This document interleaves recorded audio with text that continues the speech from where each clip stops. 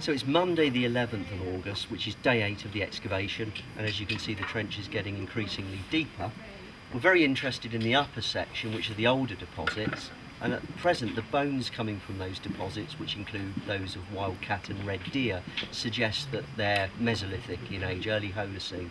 What we really need to do from now on is take that area as deep as we can to see if there are Ice Age deposits underlying it. So we'll be concentrating all our efforts for this week into that particular area.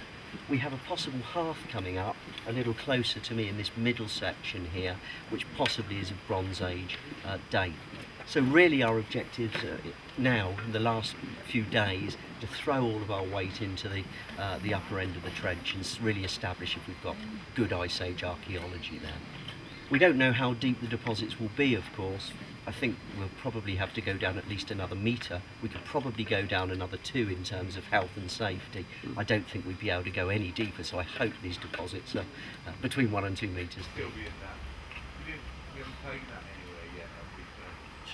Well, I've just found this very large bone here, which is certainly Pleistocene in age. It's in these deposits that have eroded away from the outside of the cliff.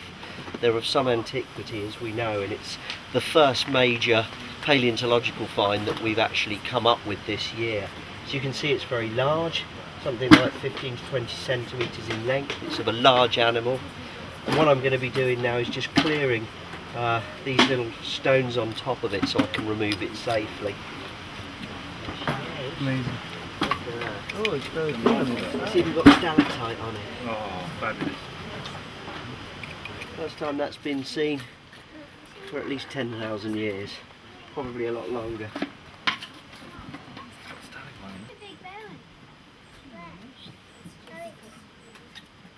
It is a scapular, isn't it? Yeah. Yeah. Okay. Any sign of cut marks? Not yet. I think a gentle wash is in order. And that's just me. Superb.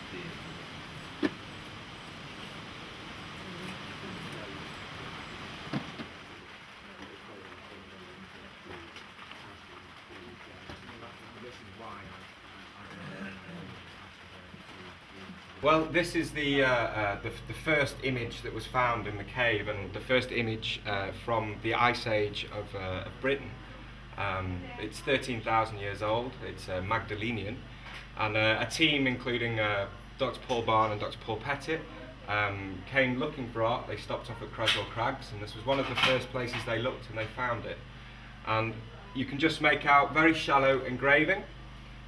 You have a back line here, which is very difficult to see, but then you have ears, you then have the head of the creature, you have a line down here, which is its neck, down onto its chest, underneath you have a back leg engraved here, and you have a front leg, sorry, engraved here. They've used natural features to begin the art. The small hollow is the eye, and then a raised part here, which is the mouth, and they've seen that, and they've obviously drawn around that. And in addition, you have a series of lines underneath as well. Obviously, the gorge has been used since the Ice Age. This is what we find when we do our archaeology. Is this is not preserved Ice Age. This is continuation of occupation of use of the caves.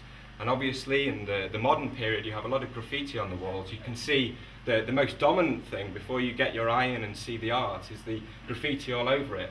But what is particularly interesting is the beard. Under its chin, somebody has drawn these lines. Now these are very modern. We can tell because they're not faded in any way.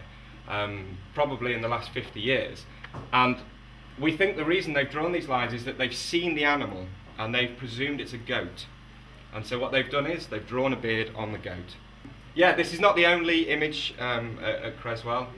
There are many, many in this cave, including down the very far end there are some as well. But this is the most dominant. This was the first found, and this is the one that's probably easiest to see. This is a 9-men's Morris on Merrill's board that was found at the end of the first season's excavation. At the time on site we had a Roman specialist that let us know that the game dates back at least as far as Romans, possibly later. This version was looked at by an expert in the game and was able to tell us that this is medieval.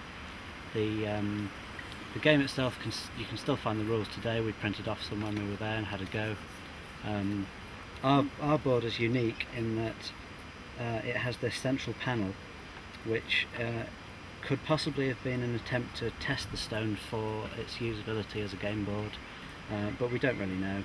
But this exact layout of the board is relatively unique. Yeah. This was found at the bottom of the Victorian spoil heap, so they chucked it out thinking it was a rock.